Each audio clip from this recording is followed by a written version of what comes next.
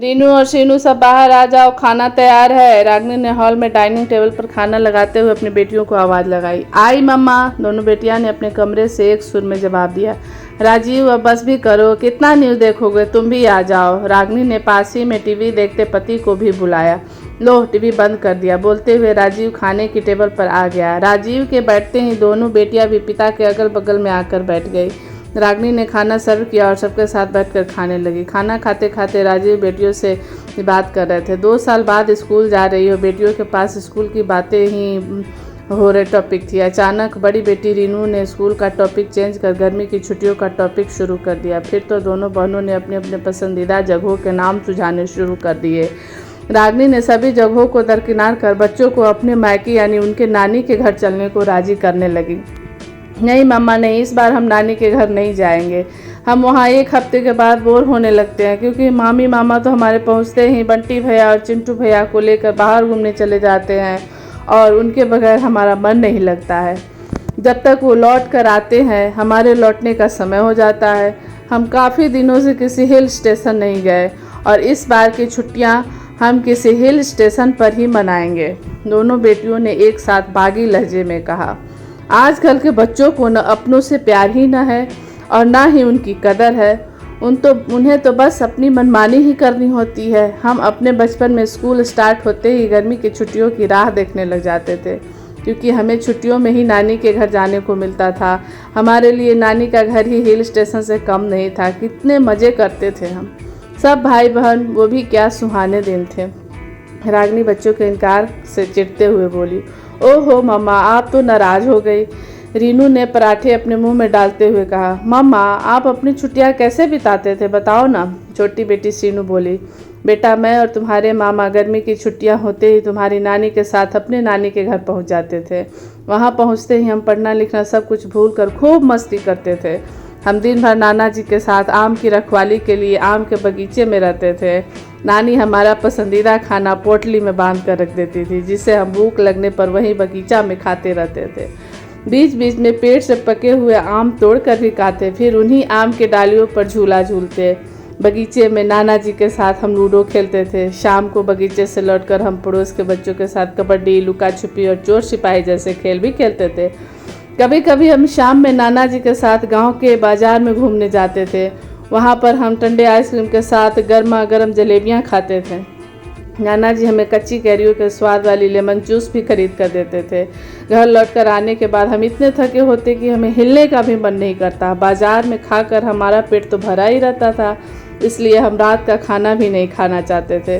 तब तोता कौर मैना कौर बनाकर नानी हमें अपने हाथों से खिलाती।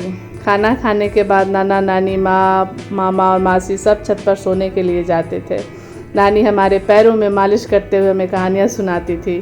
किसी दिन हम कहानियाँ सुनते सुनते ही सो जाते थे और किसी दिन मैं और तुम्हारे मामा आसमान में तारे गिनने की प्रतियोगिता करते थे। कभी कभी नाना जी हमें पास वाले शहर में सर्कस दिखाने भी ले जाते थे। ऐसे ही हर एक दिन मस्ती करते हुए हमारी गर्मी छुट्टी ख़त्म हो जाती और हम वापस घर आ जाते। रागिनी अपनी छुट्टियों के बारे में बताते हुए बहुत खुश लग रही थी। मम्मा, आप जितना अपने नानी घर में मज़े करते थे, ये सुनकर तो मन हो रहा है कि हम आपके नानी के घर की छुट्टियां मनाने चले। शीनू उत्साहवश बोली। बेटा, नाना नानी के देहांत के बाद मैं भी अपने नानी घर नहीं गई। मामा मामी ने कई बार बुलाया भी, लेकिन व्यस्तताओं के कारण नहीं जा पाई। वैसे तेरा आइडिया बुरा नहीं है, हम वहाँ अभी भी जा सकते हैं, रागिनी बोली। मम्मा, तो फिर छुट्टियां मनाने आपके नानी के घर चलें? दोनों बेटियों ने एक स्वर में कहा। अभी गर्मी की छुट्टियां आने में समय है, इसलिए अब इस बारे में बाद में बात होगी। तुम दोनों का खाना ख़त्म हो गया है, अब जाओ ब्रश करके सो जाओ। स्कूल जाने के लिए सुबह जल्दी उठना है। रागिनी बच्चों को आदेश देकर रसोई समेटने चली गई। रागिनी रसोई समेटने के बाद आई, तब तक बेटियां सोने जा चुकी थी। वह भी अपने कमरे में सोने के लिए आ गई। राजीव इसका इंतजार कर रहा था। शीनू के आइडिया से रागिनी के मन में भी बच्चों के साथ अपने नानी घर जाकर अपने बचपन के दिन फिर से जीने की जो इच्छा जगी थी, उसे उसने राजीव से शेयर किया। राजीव, मैं इस बार छुट्टी बिताने बच्चों को अपने नानी घर ले जाना चाहती हूँ। इससे क्या होगा कि बच्चों को थोड़ा चेंज हो जाएगा और मैं अपने मम्मी पापा का ध्यान भी रख पाऊँगी। मम्मी पापा से मिलने के लिए मैं भी तो पूरे साल गर्मी की छुट्टियों का इंतज़ार करती हूँ। मम्मी पापा को साथ लेकर नानी के घर जाऊंगी, उन्हें भी अच्छा लगेगा। वो लोग भी काफ़ी दिनों से नानी घर नहीं गए हैं और मैं भी नहीं गई हूँ। हम घूम भी लेंगे और मामा मामी की शिकायत भी दूर हो जाएगी। रागिनी ने उत्साह से कहा। हाँ हाँ ज़रूर जाओ, ये तो बहुत बढ़िया हो गया। बच्चों की बात से मैं भी सोच में पड़ गया था कि किस जगह जाया जाए जिससे बच्चे भी खुश हो और तुम भी। राजीव ने खुशी जाहिर करते हुए कहा। रागिनी राजीव के हाँ कहते ही बहुत खुश हो गई। खुशी के मारे नींद नहीं आ रही थी। उसे लग रहा था कि कब सुबह हो और वह मम्मी पापा को इस प्रोग्राम के बारे में बताए। वर्षों बाद नानी के घर जाने का सोचते सोचते वह कब नींद के आगोश में समा गई पता भी नहीं चला। अगले दिन सुबह जगने के साथ वह खुशी से गुनगुनाते हुए जल्दी जल्दी घर का काम निपटा रही थी। राजीव उसके चेहरे की चमक देख निहाल हो रहे थे। बेटियां खुशी का कारण जानना चाहिए लेकिन उन्हें रागिनी ने टाल दिया। राजीव और बेटियों के जाने के बाद रागिनी मम्मी से बात करने लगी। रागिनी की मम्मी को जब इस प्रोग्राम का पता चला तो वो भी बुढ़ापे में मायके जाने की बात सुन खुशी से झूम गई। अब तो रागिनी के लिए छुट्टियां आने तक का समय काटना मुश्किल होगा। बेटियों के बिन बताए सारी तैयारियां कर रही थी क्योंकि वह बेटियों को सरप्राइज जो देना चाहती थी। इंतज़ार की घड़ियां ख़त्म हुई और वो दिन आ गया जिसका इंतज़ार था। रागिनी एक छोटे बच्चे की तरह कर रही थी। बेटियां पूछती रही हम छुट्टियों में कहाँ जा रहे हैं, लेकिन ना तो राजीव ने उन्हें कुछ बताया और ना ही रागिनी ने। रागिनी के नानी घर जाने के एक दिन पहले राजीव उसके मम्मी पापा को ले आए तो बच्चों को लगा शायद इस साल कहीं घूमने जाना नहीं होगा, लेकिन जब अगले दिन सुबह सुबह रागिनी ने रीनू और शीनू को तैयार होने के लिए जगाया तो दोनों चौंक गए। फिर रागिनी ने उन्हें नानी घर जाने का सच बता दिया। सब तैयार होकर गाड़ी से निकले तो रागिनी के मन में नानी घर जाने का वही वर्षों पुराना उत्साह था। नानी घर पहुंचकर रागिनी और बच्चों को बहुत अच्छा लग रहा था। नानी की कमी रागिनी को वहाँ खल रही थी। मामी ने बहुत उत्साह से उनका स्वागत किया था। रीनू और शीनू रागिनी के मामा जी से वो सब जगह जहाँ रागिनी छुट्टियों में घुमाया करती थी दिखाने की जिद करने लगे। मामा जी उन्हें बगीचे से लेकर गांव के बाजार तक ले गए। रागिनी भी हर जगह बच्चों के साथ में जाकर अपने बचपन की यादें ताज़ा कर रही थी। सब कुछ कितना बदल गया था।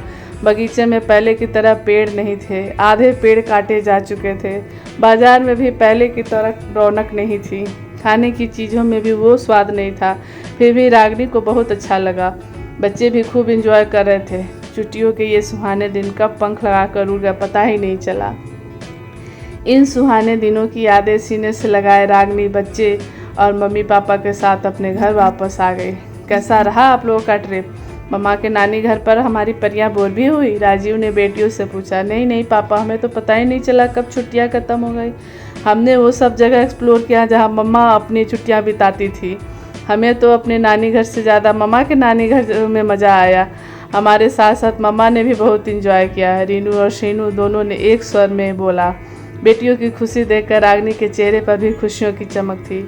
दोस्तों, हम सबको अपने नानी घर से बहुत लगाव होता है। उम्र का चाहे कोई भी पड़ाव क्यों न हो, हम नानी घर जाने का मोह नहीं छोड़ पाते हैं। मेरी कहानी आप लोगों को कैसी लगी बताइएगा ज़रूर और मेरे चैनल को लाइक और सब्सक्राइब करना ना भूलिए।